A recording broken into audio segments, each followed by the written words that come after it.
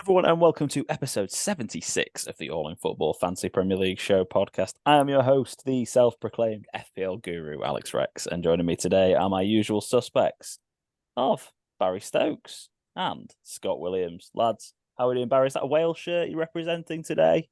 It is, but I thought it was 77. But yeah, ups Oh, and is it? downs, really. it Yeah, could it could it could be 77.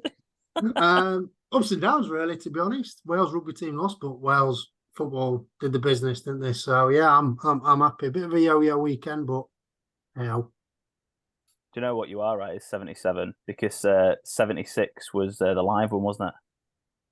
I see, and I've got 75. Anyway, welcome to episode 77, everyone. I was going to get one of those wrong eventually, wasn't I? Scott, how are you doing today? Yeah, not too bad. Not too bad. Happy for you Wales boys. Do have a bit of Welsh blood in me, so I don't mind Wales well, unless they're playing England, I don't mind Wales doing well since a quarter of me is Welsh. So yeah, happy with that. And yeah, we've got I've got into the rugby a little bit actually. I've watched a fair few games recently, and looking forward to the semi-final on Saturday. Well, that'll be a good game. Hopefully, we can get the job done. Absolutely.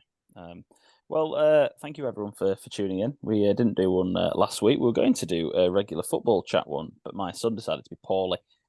So apologies for missing a week for everyone. I know you're sit on the edge of your seats waiting for our download or our upload, whatever it's called, to come the notification to come through that our podcast was up. So my mum does. She really does. My mum doesn't. She's listening now. She's listening to it live. It's a live stream for Judith. I like that. That sounds great. Don't forget to follow us on Football Pod on P, Twitter, Instagram, and TikTok, and also give us a like on the YouTube video. Subscribe to our channel, and also give us a 5-star review where you get your podcast from. So this week we're going to really just discuss the next 4 weeks. Really, we're going to have the theme of this episode is going to be very much what next. A lot of people wildcarded. So what are the next moves going to be for people moving forward? There's individual transfers. How are we going to navigate those next 4 weeks before the next bloody international break? Joke. Another one. Not another one. Every 4 weeks, we're getting international breaks at the moment. So what a pain in the backside. We're obviously going to look at the manager of the week, look at the All in Football Pod League. Then we'll look at some captain stuff. Do our differential 5-a-side, and that'll be us. So let's get cracking, lads, shall we? Let's do Manager of the Week for game week 8. The man who is top of our mini league, and he's not just top. He's 27 points clear at the top at this very moment in time. A smashing week for Richard Kirk. Overrank of 12k in the world out of 10.1 million players. Fantastic, doing really well so far this season. Rich, like he's my best mate, is going really, really well. So 73 points. You played your wild card. Turn it in goal with Cash, Trippier, and Porro.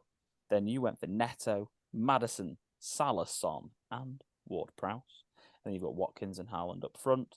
You've got the bench of Areola, Archer, Lamptey, and Taylor. So as cheap as you could go in terms of your bench. But yeah, 73 points there. Salah, captain, really paying dividends for you. Got to give the pod team a shout out as well this week. Well done, lads. We wildcarded, so we'll just run through that team very briefly as well. 69 points we got. Got the captaincy wrong. We went for Son over Salah. If we'd have done the right captain, we'd have been managers of the week, lads. But never mind, Turner in goal, Trippier, Anderson, and Cash. Maddison, Luis Diaz, Son, Salah, and Bowen. Watkins and Isak up front. We've got Areola, Archer, Kabore, and Taylor on the bench. So we've gone Haalandless. We've taken the plunge, and I'm feeling comfortable with it. Big green arrows all round, lads. Up to where we were 3.3 million in the world. So it could be going worse. How are you feeling about this team, Baz, moving forward after following on from the international breaks and you look at the next 4 fixtures? How are you feeling about yeah, good to be honest. Haaland obviously hasn't performed as well as he has, so like we all agreed on, so let's give it a go. Let's experiment with this team, and obviously you've got Watkins and Isak in great form. Salah obviously just keeps performing. Son's looking good. Obviously Bowen as well. Obviously with Scott Sharp the other week, he just keeps delivering. Obviously didn't deliver this week, well previous week, but yeah, I like it. I do. It's just the fear factor of not having Haaland. I wouldn't do it myself, but yeah, this experiment's going well so far. Well, the Bowen move wasn't really for that week, was it? And then and also not really No. with Villa away next week. It's more from the fixtures moving forward from there. Scott, what do you think of the team? Are you happy with it? Any obviously other than Haaland, anyone like notable that you really think we should have gone for on reflection after game week 8, or looking at the fixtures moving forward? Not really. No, I mean I'll be honest. Looking at the team, it's quite got a lot of players in there that I wildcarded in a couple of weeks ago. So no, it's fine. It's Haaland. Haaland's not done a lot, but it's funny, isn't it? Because my woman said the other day, Haaland's having a bit of a quiet season. Top goal scorer in the Prem still, isn't he? But yeah, he has had a quiet patch. I don't think he's done anything for Norway either.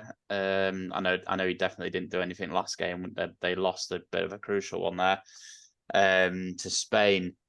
So yeah, I don't mind it at all. But you know he can bag like 5 at any one point. I can see City going on a bit of a mad one actually now. So yeah, I don't mind it. The Brighton at home thing is, I mean, a lot of people captain Salah anyway for last week because they were playing Brighton, and we know what Brighton have been like. They could be anything, can't they? Really, as a team, City could easily smash them to pieces, or it could be a tighter game. United away after the Brighton fixture. Again, Manchester derby at Old Trafford. We beat them last year. Anything can happen again in that game. Game week 11 is the one that everyone will be looking at with Bournemouth at home. Now, obviously, in the reverse fixture last season, they won 4. There is a reverse fixture.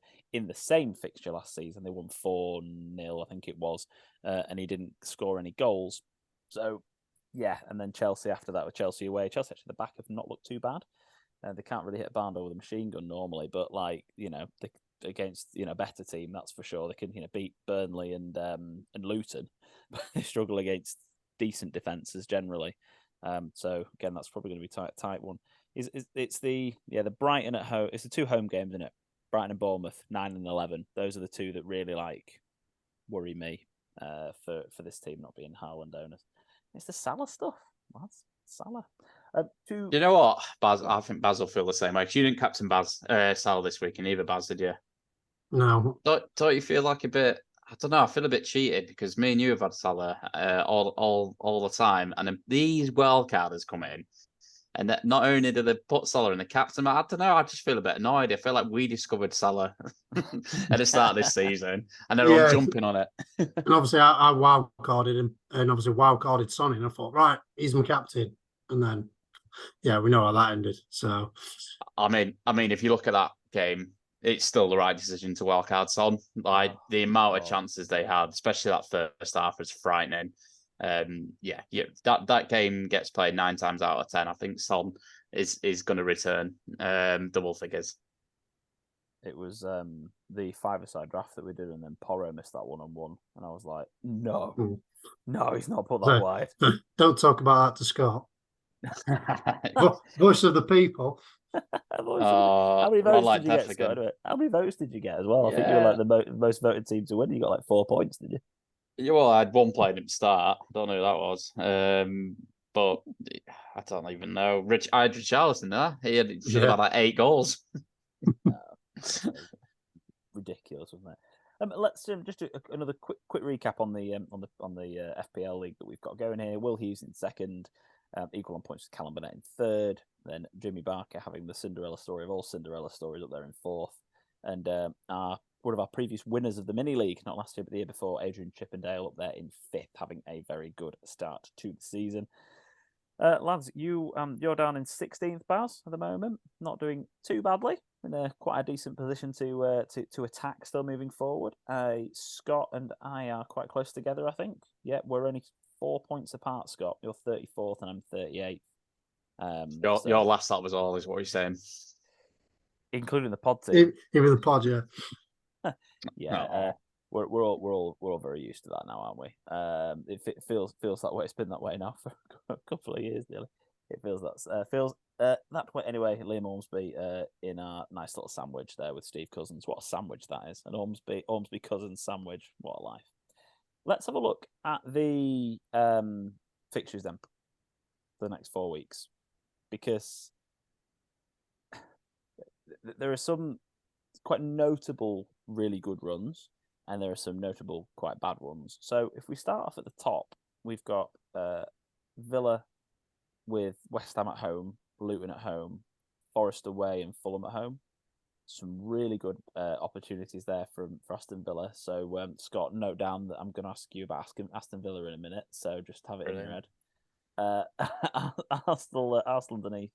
Chelsea away. They've got 2 really good home games and 2 really tough away games, Arsenal. So I think a lot of wildcarders will have had a mass exodus of Arsenal players from the teams. How many Arsenal players have you got in your wildcard team, lads? 0. Yeah. It's one of the reasons I've not wildcard and I've kept hold of Saliba and Saka, because I think Chelsea away, I don't really see Chelsea scoring many goals. Maybe, hopefully, no goals. And then Sheffield United at home. Newcastle is obviously a tough game, and then Burnley at home. I see maybe 3 clean sheets out of 4 there potentially for Arsenal. So I've kept all the Saliba for that reason, and probably some attacking returns in at least 2 of those games as well. So that's one of the reasons I kept all of Saka. Hopefully he's fit. But obviously I'll wait and see in the press conferences, because if he's not fit, he could be sacrificed for Salah. But I think those of us holding on to Arsenal assets and trying to wildcard a little bit later could potentially be sitting in. Who are you going to sacrifice? Did you say? Mm-hmm. Are you going to sacrifice? What, for Salah? Yeah.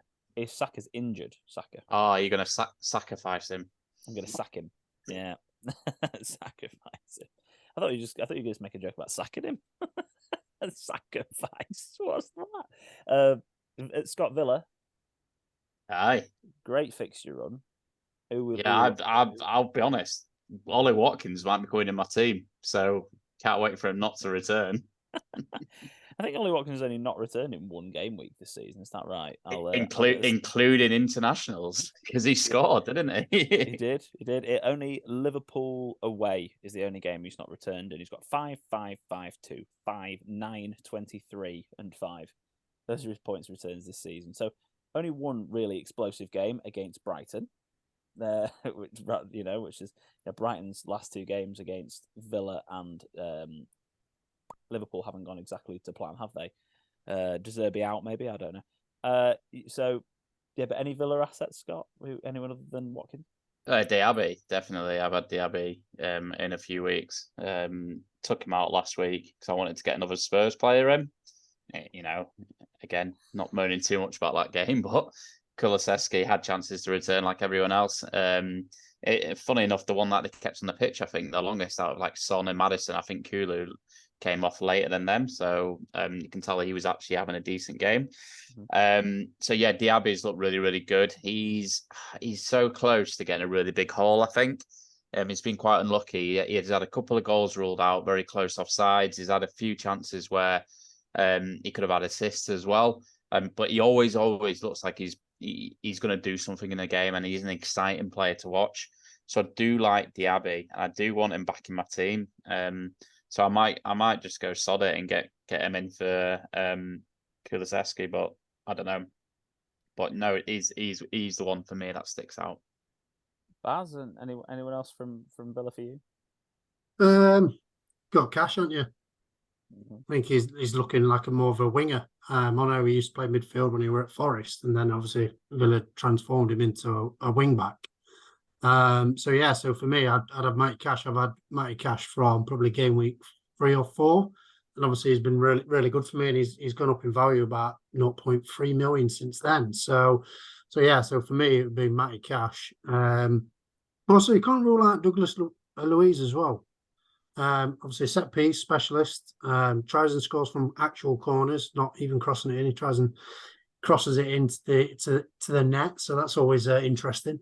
So for me, and he's reasonably cheap, but obviously, they're the 3 that I've got in is Cash, Diaby, and Watkins. So they're the main 3 that I'd definitely be having in. Yeah, I'm pleased to have not yet wildcarded and have Watkins, Cash, and Douglas Luiz in my team. I don't have Diaby, but I've got 3 Villa and they do look. I mean, the fixtures moving forward are the best, and they seem to be the best option. I mean, Pau Torres is playing most weeks. Dean has played every week, obviously so far. Keep an eye on Moreno, but Dina, between him and Cash, it's pretty obvious you go for Cash. All the statistics basically say exactly the same. Look at his XG. I mean, this season's XG is 0.14 for Dina, and for Cash it's 3.12. The expected assists are basically the same. They're so heavily that right side. It's what you're going to be looking at, isn't it? Arsenal, obviously, we can talk. We've talked Arsenal to death. Liverpool is the question to ask is, and I want a one word answer from both of you. Then we'll talk in a little bit more depth. Can you go without Salah for Everton at home, Forest at home, and Luton away next 3? No. Baz? No. Exactly. It's just a no, isn't it? I think he'll be, in terms of ownership, if you're going without him, you are running an incredibly big risk. I want more Liverpool players for my team. I said this on the last podcast. I want more Liverpool in my side, but I do not know who to invest in now. Robertson dislocated his shoulder, didn't he, playing for Scotland? So Tsimikas is probably going to start at 4.4 mil. So for teams that have wildcarded already, he becomes quite difficult to bring in because he's probably going to have to be taken back out again. So you're almost booking in transfers. The teams that haven't wildcarded yet, for example, the position I'm in, someone like Tsimikas becomes quite a good player to be able to gamble on if you're looking at potentially some clean sheets, because I can see 3 clean sheets in those games. Those next 4 games, Brentford home being the next one. So he's someone consideration for me. Talk to me about Liverpool, Baz. Well, they got loads of attacking prospects, and the rotation as well is crazy. Obviously, I've been banging on about Nunes, but obviously he's still not there. Szoboszlai as well. Obviously, he's looked good on the eye, but obviously he hasn't really returned. Obviously, Luis Diaz would be my shout to try and obviously get in if I was looking at a Liverpool asset.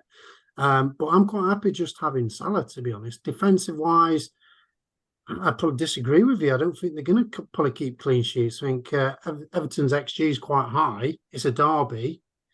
Dice in charge. Well, it could upset a few people, that one. Everton might obviously nick it, I think, to be honest. And I don't know where obviously everyone will probably disagree with me at that one, but I just see it and Everton win on that one.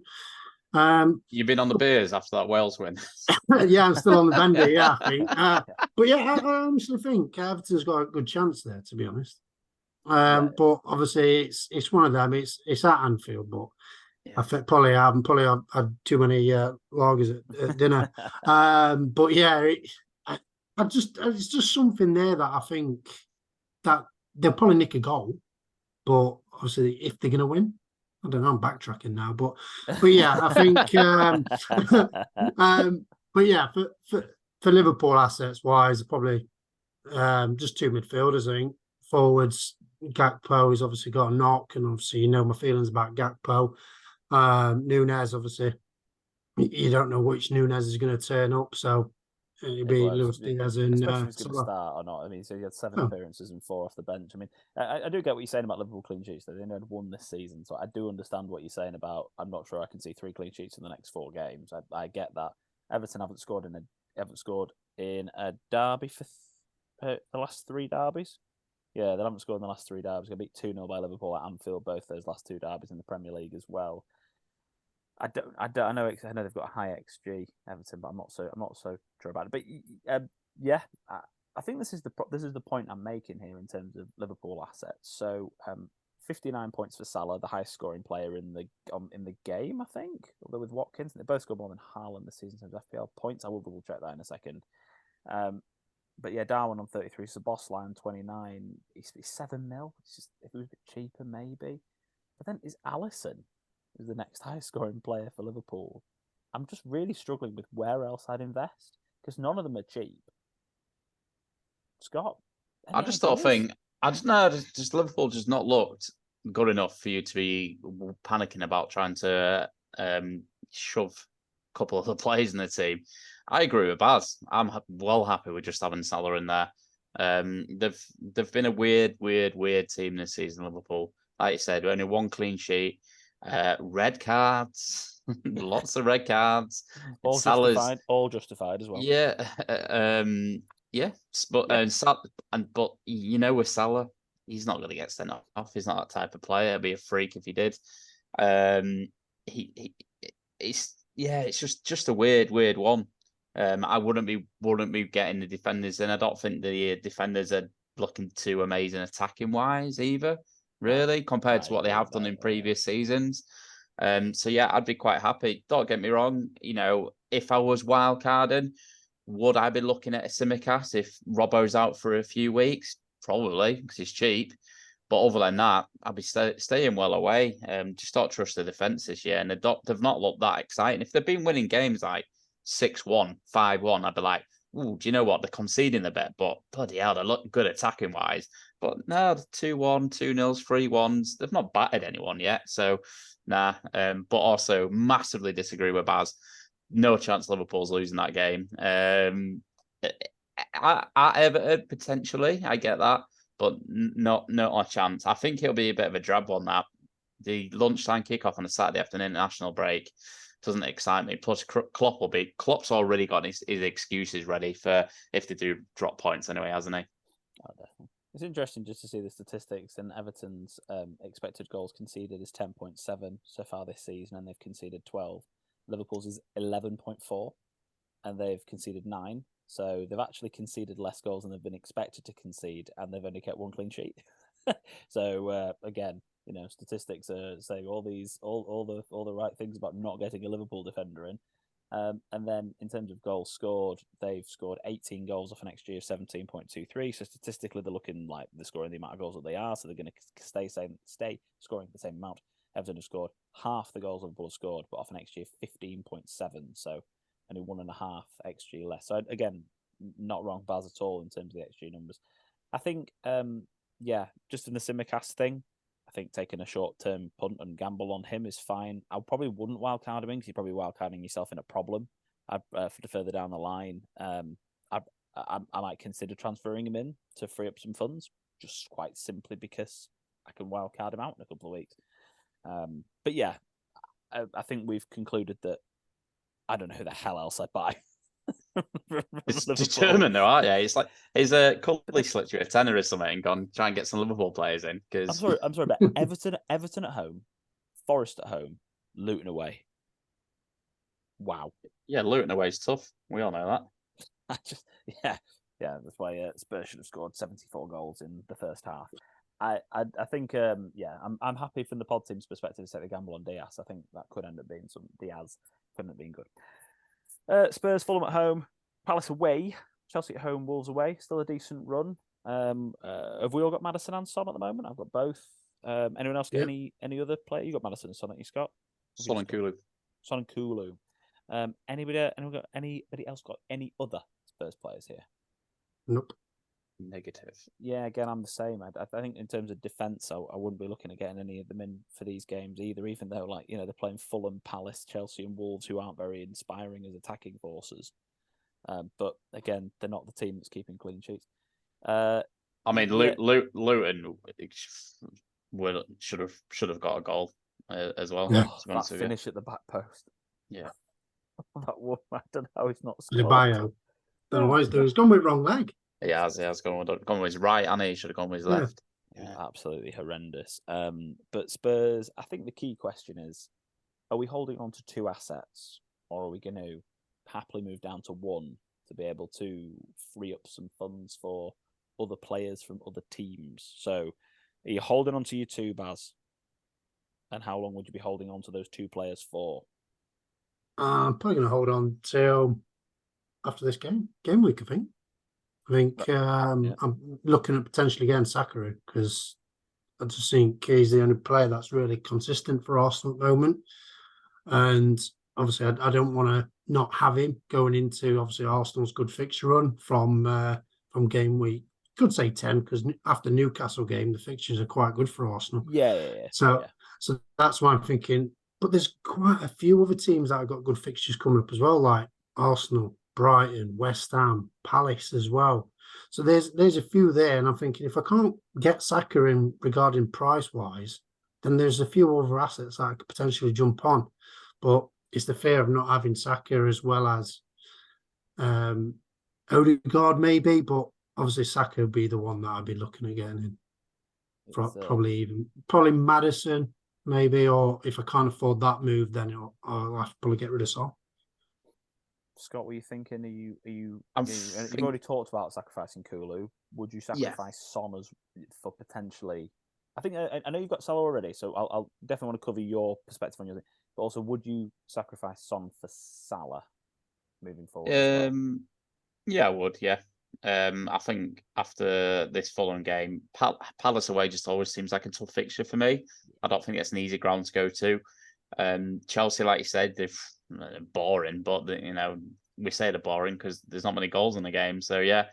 And then Wolves away, this Wolves seems to be picking up a bit more form now. Gary O'Neill's got them, playing some half decent football, I must say. So yeah, I would certainly look at that. But let's be honest, if Son does the business against Fulham, you're gonna be wanting to keep him. But as things stand, I can see me switching back from Kulu to Diaby. For me, I like Diaby in game week 10, so I can have Diaby for Luton, Forest, and Fulham. I think that's probably what I'll do. You've already got Bowen as well, haven't you? Yeah, I've got Bowen. Yeah. You see, that's the thing for me. I think game week 10, I've almost certainly got a transfer locked in to get Bowen in. That's almost certain what's going to happen. I think the interesting thing about Spurs, before we move on from them, is the structure of the team. So now we know that Johnson's injured for the time being. It looks like Richarlison is starting to make his way back into basically playing most weeks. So is he playing wide? Is he playing up front? Is they interchanging? Is Kulu wide? Maddison's obviously in a 10. If Son's not through the middle all the time, is he worth the money because he played through the middle, got his returns, and he didn't play through the middle? I'm just a bit. I think Chelsea. I think Palace away, Chelsea at home. I'd be happy not having any Spurs players for those games. Fulham at home, I'm not happy not having any. So I actually feel like game week 9 is, if I need to sacrifice Maddison or Son for Salah, I'm going to do that.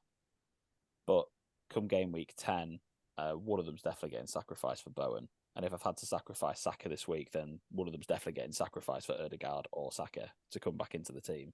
I want an Arsenal player for Sheffield United at home and Burnley at home. So I can see myself having no Spurs players left from game week 10.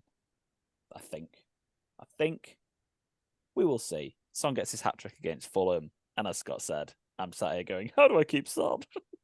I don't want to sell him anymore. Brentford have got a good run. Going to ignore them, though, right? I think got a good run. I don't know. It says they do it. Burnley at home, Chelsea away, Chelsea away is green on this. This is weird, isn't it? That is weird. Yeah. Let's ignore Brentford. Man City, Man City, Brighton at home, Man United away, Bournemouth at home, Chelsea away. Is that actually not that bad as we think? Hold Haaland, no other assets. I think that's relatively straightforward, personally. Scott, hold Haaland. Yeah, fine. We can move on from them. West Ham. Obviously, we've talked about Bowen a little bit.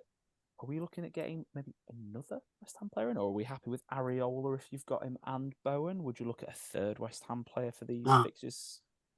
I was gutted, to be honest, because I had Hudson-Odoi at 4.9 and I was debating to put Souček in. Yeah, and I was like, no. I thought, no, he's got his one token goal, and then he's got obviously another one. So he's a bit patchy player, isn't he? But yeah, I think 4.9 obviously is good, but I wouldn't be wasting a slot for him. Obviously, James Ward-Prowse. I was going to touch on West Ham players, James Ward-Prowse, and now we've got Edson Alvarez playing holding midfield as well alongside Souček. I think it felt like Ward-Prowse has just been let free, don't you? He's gone under the radar as well, I think. Yeah, he has a little bit. He's second top scoring player for them in FPL. Then it's Areola. Scott, would you look at Ward-Prowse, and also would you look potentially at maybe Sufal or Antonio, or even get one of the other defenders in? What do you think? Definitely look at Ward-Prowse. Yeah, I mean, you've always got. He takes all your set pieces for a start, so you're gonna you always got options there. And like you say, I think he's gone under the radar probably all his career, hasn't he? I mean, he's never going to get selected for England. So yeah, it definitely would. You know, I like West Ham, as you know, bit of a closet West Ham fan.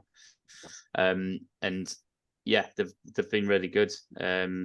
Soufal, I think, is, you know, he plays week in, week out. But for me, I wouldn't, because I've got Areola and I don't want to double up on the defence. So for me, I'm personally quite happy with Areola and Bowen. But yeah, I would definitely potentially look at like a Ward-Prowse, but I wouldn't look at Antonio. I don't know, he's just not. It's just a bit patchy, and I feel like he's done till next year, and then he'll go on another little run, and then he'll do a podcast, and then that'll be it. Yeah, and who does podcasts? Sad sod. That's ridiculous, isn't it?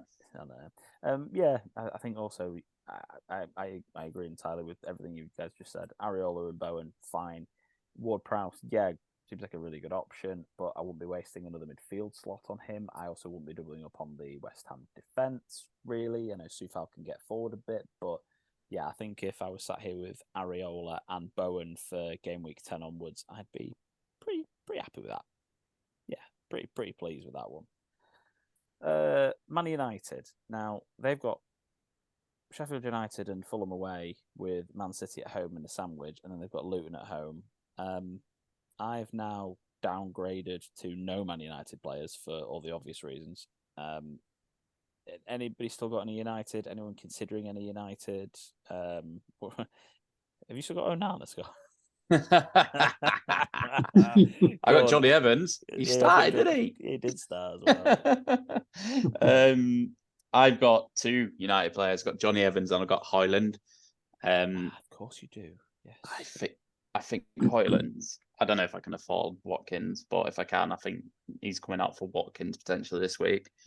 I don't like Man United. I don't like the fixtures there for Man United, if I'm honest. I think the two away games are tricky. Sheffield United and Fulham. Especially a late kickoff on Saturday, Sheffield United. I was literally about to say, because it's a late. It's the late kickoff as well, isn't it? So it'll be under the lights. It'll be, you know, it's a massive game for Sheffield. They need to get a win. City. Yeah, Luton at home is always going to be one way. You're going to try and get a player in for whoever's playing Luton at home. I think it's a bit harsh on Luton because we think like that. Sheffield United are crap. But yeah, that's the only one where I'd maybe go, do you know what? Week before international break, maybe I'll throw in Højlund in there, or if I can afford a Rashford, do that, something along those lines. But yeah, I have two Man United players, and I'd happily get rid of both of them if I could. Johnny Evans will just stay because he's cheap, and he may play, but he's not going to start in my team. But yeah, Højlund I want to try and get out. Yeah, it's a shame really, because I think he looked like probably our only real shining light, to be honest, the last few weeks. Especially against Galatasaray. I thought he was class. He was brilliant that game, really good. Anything to add on Man United, Baz, before we move on? And no, for all people. I think the only thing, as you touched upon, Højlund's probably the only one that looked decent. Rashford's looked nothing like his self last season, so I wouldn't look at anyone really. I think Bruno's a bit too much, even though he's gone down massively in price, but he's still a bit too much to take a gamble on. Yeah, no, I totally agree with that. And for everyone that asked any questions about them, I'm not going to discuss any takeovers. Why are you in talks to take him over? Are you not willing to say anything in a minute? Unfortunately, I've just got nothing left to say on the whole. I've got nothing left. I've got nothing left to say on the whole ridiculous matter, to be honest with you. I mean, like, considering 1 point. You've got a minute. Oh, you got me. You got me. A third of 1.3 billion is already going to shareholders, and you know it's just whatever. Right. Are you going to buy Solanke, Baz? Just going to ask you outright. Are you interested in Wolves at home, Burnley at home? I'm saving a transfer this week, and no, I'm not. Why do you hate him so much? I don't hate him. I don't hate him. I think if Bournemouth play well, it's because of Solanke, and Bournemouth are playing crap at the moment, so why would I bring him in? He's the only player that looks half decent for him, to be honest. And obviously they should have stuck with Gary O'Neill, but obviously it's a hindsight, isn't it? Really, but he might turn it around. From a football perspective, do you think he'll get a chance? Because he's going to lose to City and he's going to lose to Newcastle. If he loses to Wolves and doesn't beat Burnley, is he still in a job by the next international break? No, I don't think he is. Well, they're not a club that keeps the managers, are they? These days, I mean, they were very loyal to Eddie Howe for many years, and then they got rid of O'Neill, they got spanked by Liverpool and got rid of Gary O'Neill, which I thought was really really hard. So yeah, I'd be shocked. Yeah, they're ambitious, aren't they? They want to go places, and they thought, right, we'll go for a new playing style and bring this manager in. But they haven't got the players to do it. Yes, they've obviously opened the checkbooks a bit, but it's still going to take time. He obviously needs time, but is the board going to give him time? I can't see it. I mean, they should, but they won't. Like, they can't change the manager like that, change the style, give him 100 million quid, and then only give him 12 weeks. It's just, but I think they will only do that. But anyway, there you go. Forest obviously got Luton at home, but then 3 tough fixtures. Wolves have got not the easiest run in the world. Brighton's fixtures from game week 10 seem to look good. Fulham at home, Everton away, then Sheffield United home. We've got the City game and game week 9. The fixtures turn really good from game week 10. Anyone? I mean, I'm sure. I mean, I know Scott hasn't thought this far ahead, so I'm definitely not bothering asking him at this juncture. But have you considered any Brighton assets? Or you've got any plans in your head moving forward, Baz, to try and get anyone back in? Yeah, I've got plenty of plans, but it depends on obviously the value on who I can potentially afford. Because as I touched upon earlier in the pod, game week 10, there's quite a few teams that change fixture wise. Spurs fixtures change. Villas start changing after like game week 12, and then you're thinking, right, shall I fade them players out and try and obviously bring players in? As you mentioned, Forest fixtures with my Hudson-Odoi player, but it's trying obviously find the balance to try and get some players in. Am I going to go for a potential cheap asset at Brighton and bring in a Dringer? Maybe he's looked obviously very promising and he's cheap. Is he going to be in the new Matoma this year? Especially with obviously the injury to Estupiñán and March going at fullback. So that could be a potential option there to get a Brighton asset in if you really struck with money. But yeah, I've definitely got plenty of options out there, but it all depends on the value and who I'm potentially going to transfer out, because I've got a few that I've earmarked going, right, I can get rid of him, and who am I going to bring in for them? So yeah, there's loads of options, and Adringa is definitely on the list because he's looked very, very good. Moving forward as well, I mean, I look at, there are teams that Everton have not got the easiest run. Chelsea haven't, mass exodus on Chelsea players. Luton and Sheffield United aren't teams I want to invest in anyway. I think Palace have 2 tough games, and after game week 11, their fixtures they turn quite nicely, like you've just mentioned. Hence why we've got Anderson in for the longer term in the pod team.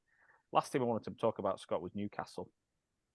Now, when we have a look at the fixtures moving forward, they are one of the teams that does play. Hold on, there we go. They are one of the teams that do play every single midweek of the next 4 weeks. So I think there's 10 Premier League teams still left in the Carabao Cup, and 4 or 5 of them also play in Europe. 4, 5, 5. Liverpool, Arsenal, Villa, Newcastle, Man United. Yeah, because Spurs. Brighton City, went out to Chelsea, didn't they? Yes, Spurs, City, and Chelsea are all out, and we've got 8 teams in Europe. Is that right? Oh God, I've winged that a little bit, to be honest. But they're one of the only 5 teams that have a game every single midweek. Their fixtures aren't bad. Palace at home, Wolves away, Arsenal at home, Bournemouth. They're not bad. How are we feeling about the Gordons, the Isaks, the Trippiers of the world? Yeah, I think sometimes we say this every season. you can get lost in fixtures and you can get lost in greens and red fixtures and stuff. Sometimes you've got to look at form. Their form over the last few weeks has been fantastic. Since they got that scraper win against Brentford, they went to the San Siro and got an unbelievable point. They then smashed 8 against Sheffield United, knocked Man City out of the cup. Good wins against Newcastle, amazing win against PSG, and then a hard-fought draw away at West Ham. Brilliant form, and you can look at a few of them. Isaac is one that you must be looking at. He's scoring for fun at the minute. Trippier is returning. Even when they're not keeping clean sheets, he's back to getting assists, which is great to see. And then you've got your options. I've got Gordon in my team. He's a cheap enabler in my team, and again, we say he's one of the pod's favourite catchphrases. He looks good on the eye, passes the eye test. He's a fun player to watch, as Gordon. I know you said Craig Gordon then. Anthony Gordon. Is he still playing, Craig? He's still playing for top flight in Scotland, I think. I know he's SPL, but I can't remember who he plays. Anyway, that's by the by. Hearts, I think. But anyway, he's gone back to Hearts. That's where he started back in the day, Craig. Go on. Heart of Nickelodeon. Oh, wow, I've said the full name. But yes, Newcastle, get them in. Palace at home, decent. Wolves away. Arsenal. Bless you, Baz. Arsenal and Bournemouth. I think even though they're quite low down on this, I think the fixtures are not as bad as it's scaring me with the red, but actually they're all right. So yeah, get them in. Newcastle are great. They're on form. So Baz, your thoughts on Newcastle? They're one of the teams that a lot of people will have a lot of assets in from as well. So hold, buy, sell. Talk to me. For me, it's a tricky one because obviously, as you mentioned, there's a lot of midweek games and they haven't got a big enough squad to deal with it. I don't think if they pick up a couple of injuries or anything like that, rotation risks they haven't got any. So I think quite a lot of these players will be playing week in, week out, especially the defence. Obviously, I know Lascelles played really well when he came in. Obviously, Botman's hopefully back. I'm praying because I'm a Botman owner. So that's my only issue is defensively wise, rotation. If they can't get, obviously, to win all these games and obviously get through, that's my risk. Attacking wise, they should be okay. Obviously, if Isaac gets injured, they could bring Wilson in and vice versa. Wide players, they've got obviously quite a few. Obviously, Barnes is injured, but obviously they're quite good on that. Obviously, Tonali situation, we don't know what's going to obviously potentially happen with that one. I think he's back training. I think he's back training and potentially available for the weekend. But obviously, he's had the betting issue, and he's there's been a few things happen there, hasn't there? But that might help Bruno. Because they're saying Bruno and Tonali can't play together. So that could be obviously promising for potential Bruno owners if there is any that listen to this pod. So for me, it's a tricky one. I won't be bringing any more Newcastle players in apart from Gordon because he's cheap. Obviously Isaac's got a flag as well. The midweek fixtures go like this, right? So I've just remembered it was Dortmund. I was trying to remember who it was who we were playing. So it goes Palace, Dortmund, Wolves, Man United in the Cup, Arsenal, Dortmund, Bournemouth. Like they just that I completely understand why I get both points and both sides. I just think we're gonna a lot of the Newcastle assets. I literally don't know what's going to happen with them because Trippier's probably not going to get rotated, is he? Let's be honest. He's someone who's going to. I don't think any of the defence is. It's going to be Botman, Shah, and Byrne if they're fit. Lascelles if Botman isn't fit, and then Bruno's probably not going to get rotated either-ish by maybe one game or one game maybe, and then up front it's a bit of a lottery, isn't it? Who's going to play?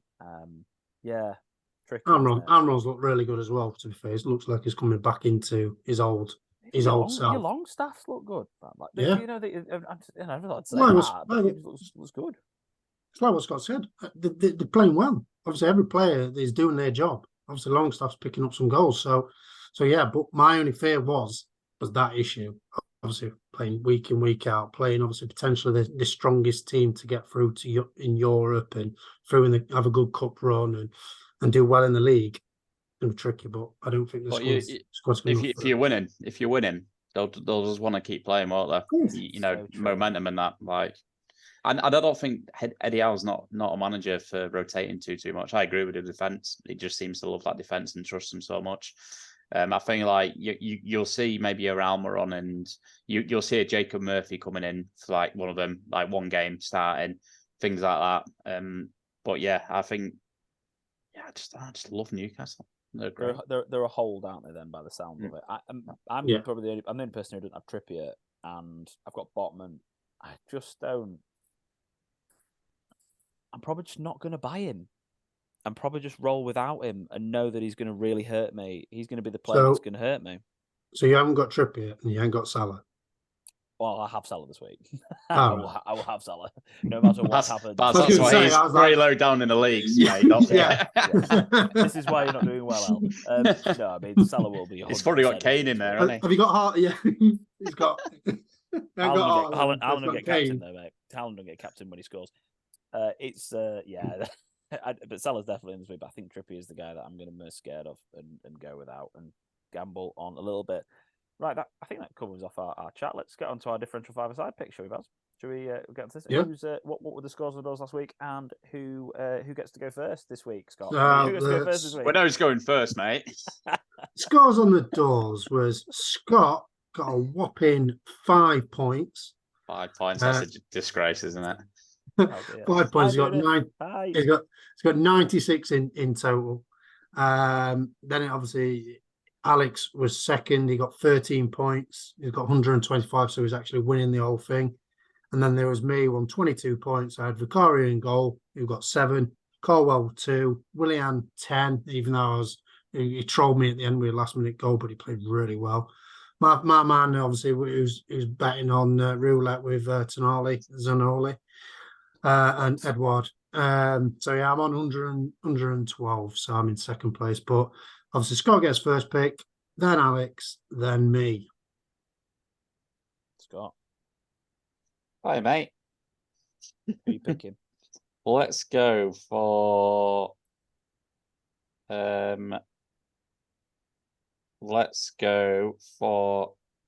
Luis Diaz. Oh, he was going to be my first pick. Oh, yes. Come on. He actually was my first pick over 10, but he is currently 9.5%. Yeah, 9.5% owned. Okay, well, that has thrown me a little bit. So I am, not that I didn't think that you'd pick a good player, Scott, by the way. I am going to go for Trent at 8.1%.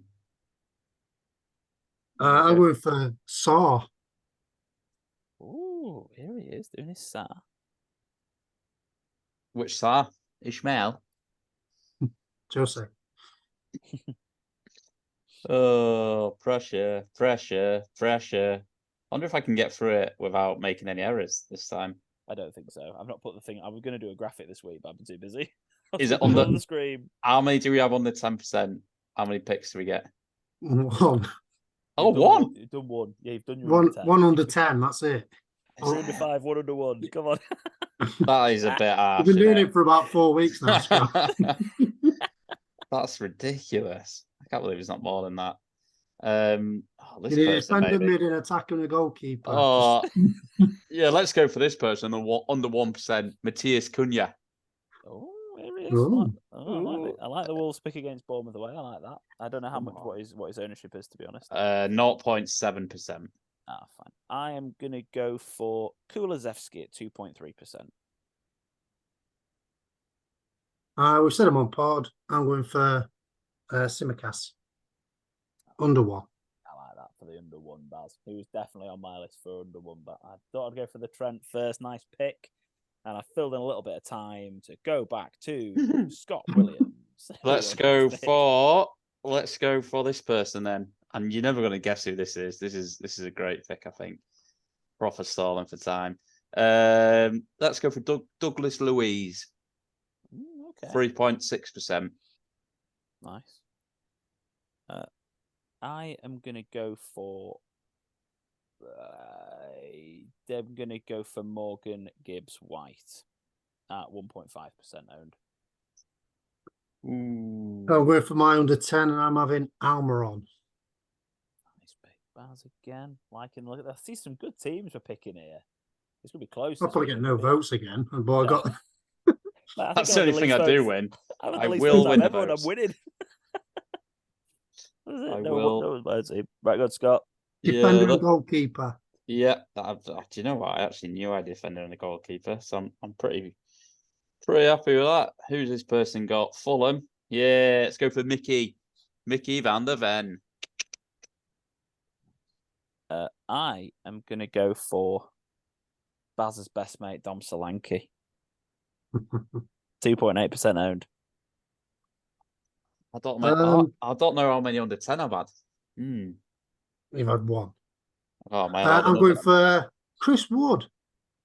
Oh wow, it's going for Chris Wood. Oh, I like that. Here we go. Is it one you injured? Yeah.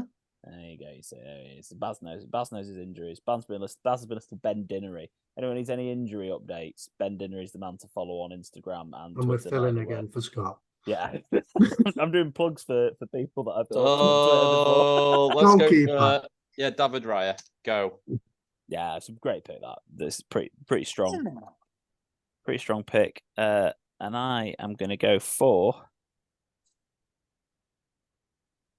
I'm gonna do it because and this is a bit of a suicidal pick, but I shouldn't do that really, should I? No, yeah, I am. Where's Foderingham against Man United? Yeah, probably a clean sheet, isn't it? Yeah, 0.3%. Going for League One Wes, and I'm gonna watch that game whilst we're playing poker on Saturday. And then at least when we don't score, I'm going to feel great about winning this differential fantasy with his bonus points. I'm going for Wang. Wang's on form, man. Oh, Wang. I think Baz has won this, by the way. And it's the worst one on paper. It is the worst one on paper, but mine normally is, and I win normally. So it's go on the Baz. Recap your team. So my team is Sarr in goal, Simicaz in defence, Almiron and Wang in midfield, and Chris Wood up front. I mean, that's terrible, but it's going to win. Mine is Foderingham in goal, Trent Kulusevski, Gibbs White, and Solanke. Scott, yours? I'll let Baz read it. David Raya, Van der Ven, Luis Diaz, Douglas Luiz, and Cunha. Perfect. Right. Let's have a look at the fixtures, and then we will wrap up for this week. So we start off with the Merseyside derby at 12:30 on Saturday. Deadline is 11 o'clock, Saturday the 21st of October. Liverpool, Everton, it's Bournemouth, Wolves, Brentford, Burnley, City, Brighton, Newcastle, Palace, and Forest, Luton as the 3 o'clock kickoffs. And we've got a nice suite of games all on Sky Sports. Chelsea, Arsenal, 5:30 kickoff. Bramall Lane, 8 o'clock. Sheffield United against Man United, where Foderingham is definitely keeping a clean sheet. Villa is the Super Sunday against West Ham. And then Spurs is the Monday Night Football against Fulham. Captains, lads. Talk to me. Who are we looking at? Personally, this is going to be my potentially last time I'm doing this for a couple of weeks. But I'm gonna stick it on Haaland this week. I've not been one that stuck it on Haaland every week, but I am going to go back to Haaland. Brighton have looked leaky this season. I just feel like it's a game he can deliver him. You've got young boys midweek after, and then a weekend game, but then they've got the midweek off because obviously they're not at the Carabao Cup. So just rotation for City is probably not going to be there for these bigger players. Like Haaland will get rotated anyway, but that's kind of taken out the chance he's going to get rotated for any reason as well, which was something that people were talking about, but I don't think that's going to be the case. Haaland, Baz, what were we thinking? I've got quite a few, to be honest. Obviously, yeah. Salah's got it at the moment. Obviously, Spurs assets. Sorry, but they're losing the game, according to you. But Salah's your captain. Yeah, well. Oh, brilliant! He's sobering up. Brilliant. The sobering up. That's it. Yeah, I've had some water, so I'm all right. But yeah, he's got it at the moment. But obviously, I might change my food of thought, to be honest. So potentially Spurs assets. I'm even contemplating putting it on Trippier. Yeah. It's I bet you don't. No, it's probably going to stay on Salah. it's Salah, Haaland, potentially Trippier, or like Son, Maddison, isn't it? Really, I think from that list of fixtures. I just can't be asked to wait till Monday. Yeah, I know what you mean. And also Monday Night Football. It's just I don't know what's going to happen with the players that are going to be picked for that game and how they're going to start and in what formation. I'm happy having 2 Spurs players for that game, but I'm not. I don't think I'll be captaining them. It's between Salah and Haaland for pretty much everyone. I think this week. I think that so. Liverpool game's a 1-0 Liverpool win, 78th minute Matip header. Yeah, Haaland. It's the form for Salah versus Haaland that does it really for me. That I think I completely get it. The Brighton form's not great, is it? So I completely get the Haaland move. If that kickoff time's at 12:30, I'm probably captaining Salah. Yeah, everyone will be too drunk in Liverpool, won't they? So they can't do that. Yeah, good debate in it. I think there'll be a really good blend of Salahs and Haalands this week. I think we'll probably see a good old 70-30 Haaland favour from people that can't be bothered changing their teams. I think that's what it'll be roughly in terms of that. Have I missed anything, Baz? No. Thank the Lord for that. I'm not even going to bother asking you, Scott. But it's been great to see your face the entire time. I've really enjoyed it. And a big shout out to Judith. It was lovely to see her as well in the background, watching the live stream. Bringing my cup of tea. Wow, good times. She's a diamond. No brought me a cup of tea. Thanks so much for joining us today, Scott and Barry. Thanks so much for everyone for tuning in. Don't forget to follow us on our social media platforms, Pod, P, TikTok, Twitter, and Instagram. Don't forget to like the video and subscribe to our YouTube channel. We're still not getting that many subscribers on each. We're up to like 30 subscribers, but we're getting like 200 views on our videos and 30 subscribers. Come on, give them likes, get subscribing. Help us share them with our friends everywhere and get us even more global coverage. Don't forget to give us our 5-star reviews we get your podcast from. Barry, bye for now. Bye-bye. Scott, bye for now. It's all right. Ta-ra, everyone.